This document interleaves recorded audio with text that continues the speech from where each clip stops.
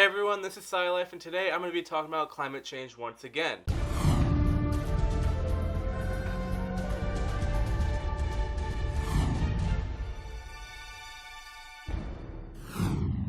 So today I'm going to be talking about one portion of climate change and how colder winters and harsher winter storms actually prove that global warming exists, and that scientists have known this for decades. But first, you might be thinking that global warming doesn't exist because it's cold outside right now, right? Well, that's a common misconception, so it's okay if you get that wrong, but you really need to know why it's wrong. Here's the thing.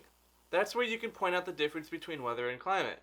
So what is the difference between weather and climate? Weather is what happens in the atmosphere day to day, or during the short term, such as a single season. Climate change is what happens in the atmosphere during the long term, or over like a decade. So it might be cold outside right now, and you might be in the middle of a blizzard, but over the course of the last century, the global average temperature has risen steadily. And 14 of the 15 hottest years on record happened since the year 2000. That's climate and not weather. It's been proven that the previous decade is the warmest decade on record. It's also been proven by many reliable sources that 2014 is the warmest year on record.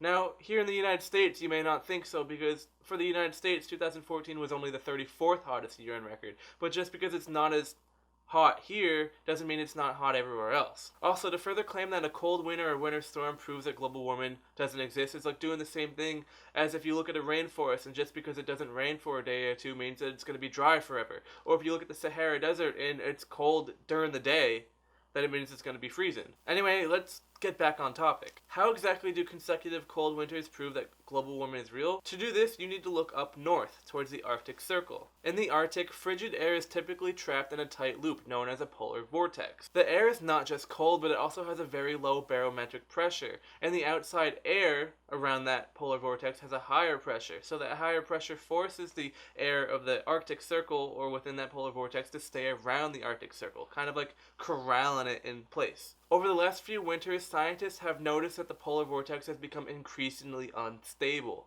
What does that have to do with climate change? It has to do with the warming of the Arctic, which is known as Arctic amplification. Sea ice is melting in the Arctic due to climate change, which leaves more dark open ocean water, which absorbs more sunlight than the reflective ice. Otherwise, it's heat in the Arctic. And it's a perpetual cycle, so the more ice that melts, the faster it warms. The Arctic is actually warming about twice as fast as the rest of the world on average.